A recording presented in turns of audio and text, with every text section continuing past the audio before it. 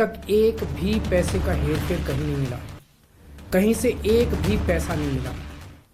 अगर भ्रष्टाचार वाकई हुआ है तो इतने करोड़ों रुपए गए कहां? एक महीने पहले कांग्रेस पार्टी के सारे बैंक अकाउंट फ्रीज कर दिए गए। नमस्कार दोस्तों, मैं हूं पीके और आपका स्वागत है हमारे चैनल यानी आपके चैनल हकीकत में।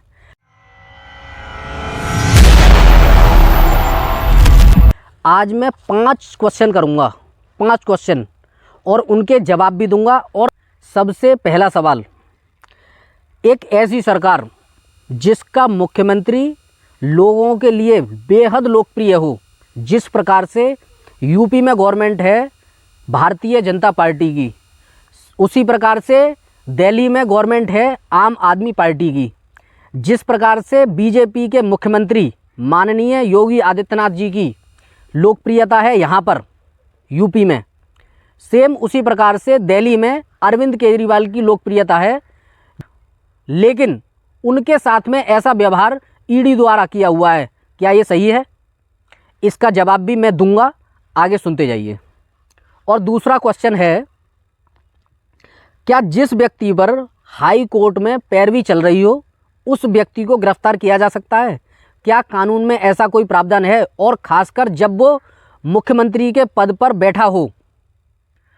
नंबर 3 सवाल, देश के अंदर ऐसा कोई राज्य नहीं है जिसमें केजरीवाल के जैसे राज्य की सुविधाएं जो आम आदमियों को डायरेक्ट मिल रही हैं, ऐसा कोई भी राज्य नहीं है जिसमें आम आदमी पार्टी जैसा काम किया जा रहा हो, बीजेपी शासित राज्य।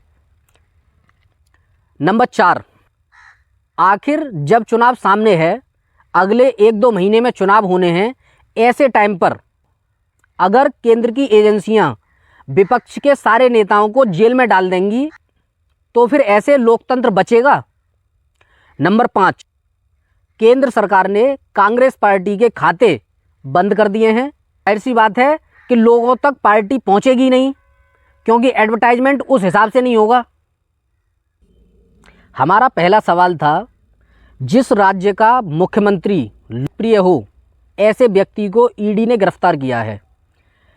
एक बात समझने वाली बात है, एक ऐसी सरकार जिसका मुख्यमंत्री लोगों के लिए बेहद लोकप्रिय है और तुम 10 आदमियों से पूछोगे तो 9 आदमी उसके फेवर में ही बोलेंगे, ऐसे व्यक्ति को ईडी ने गिरफ्तार किया है। जबकि बीजेपी के बड़े बड़े नेता, यहाँ तक कि मुख्यमंत्री भी, ईडी ने आज तक बीजेपी के किसी भी नेता पर कोई कार्रवाई नहीं की है। लेकिन जितने भी विपक्षी नेता हैं, चाहे वो लालू प्रसाद यादव हो, चाहे वो हेमंत सोरेन हो और चाहे वो केजरीवाल हो, इन लोगों पर ईडी की डायरेक्ट नज़र है। और हमारा अब दूसरा सवाल ये था, जिस केस की पैरवी कोर्ट में चल रही हो, क्या उस व्यक्ति को गिरफ्तार किया जा सकता है? बिल्कुल किया जा सकता है। लेकिन मुख्यमंत्री है वो, इस वक्त मुख्यमंत्री है वो, और ख़ासकर चुनाव आने वाले हैं लोकसभा के। तो ये हमारे देश में लोकतंत्र है कि हर व्यक्ति के खुद के अधिकार हैं।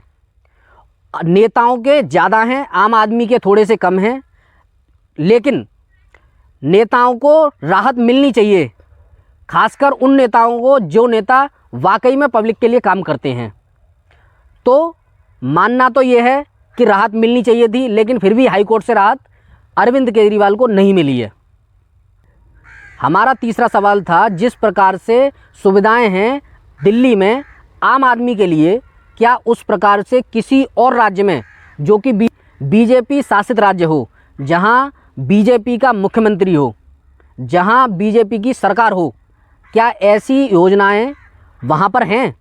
ऐसा कोई भी राज्य नहीं है हमारे हिंदुस्तान में, ऐसा कोई भी राज्य नहीं है जहां बीजेपी का शासन हो और वहां पे महिलाओं के लिए ट्रैवलिंग फ्री हो, जहां पे पानी फ्री हो, जहां पे बिजली फ्री हो, जहां पे स्वास्थ्य निःशुल्क हो बिल्कुल, चाहे वो छोटा व्यक्ति है और चाहे बहुत बड़ा व्यक्ति है, जो भी चाहे वो जाके मोहल्ला क्लिनिक से दवा ले सकता है, बड़े बड़े ऑपरेशन तक करा सकता है।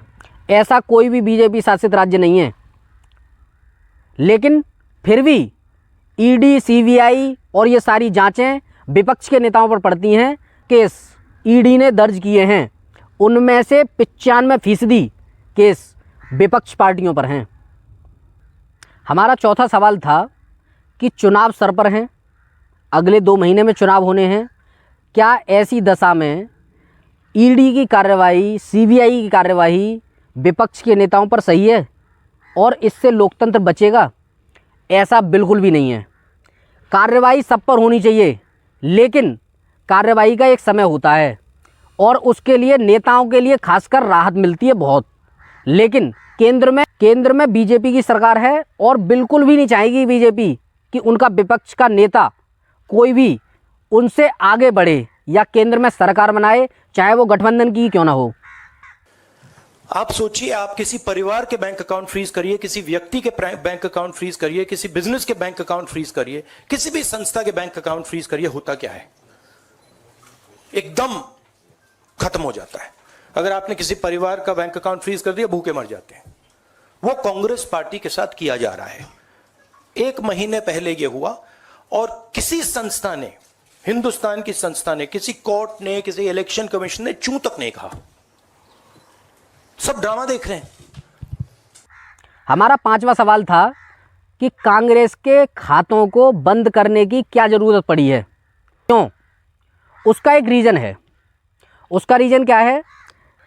पॉलिटिकल लोग जो होते हैं, वो लोग जब काम करते हैं, पहुँचे वहाँ पे रैली का इंतज़ाम, रैली में पार्टी का व्यवस्था, टेंट की व्यवस्था, कुर्सियों की व्यवस्था, इन चीज़ों के लिए फंड की ज़रूरत पड़ती है।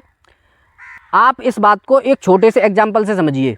मान लीजिए मैं किसी संस्था में काम करता हूँ, वहाँ से मुझे सैलरी मिलती है। यदि वो सैलरी मैं अकाउंट में डालता हूँ और अकाउंट को फ्रीज कर दिया जाता है, मैं अपने घर को, अपने परिवार को, अपने बच्चों को कैसे पढ़ाऊँगा? अपनी जो बेसिक ज़रूरत हैं उन्हें कैसे पूरी करूँगा? इन चीज़ों का ध्यान रखते हुए मेरा जो खाता है, उस खाते को बैंक को बिल्कुल भी बंद नहीं करना चाहिए। ये बैंक का दायित्व बनता है। लेकिन पॉलिटिकल पार्टी का बंद करने का मेन मकसद, सिर्फ और सिर्फ मेन मकसद यही है कि ये लोग चुनावी कैंपेन ना कर पाएँ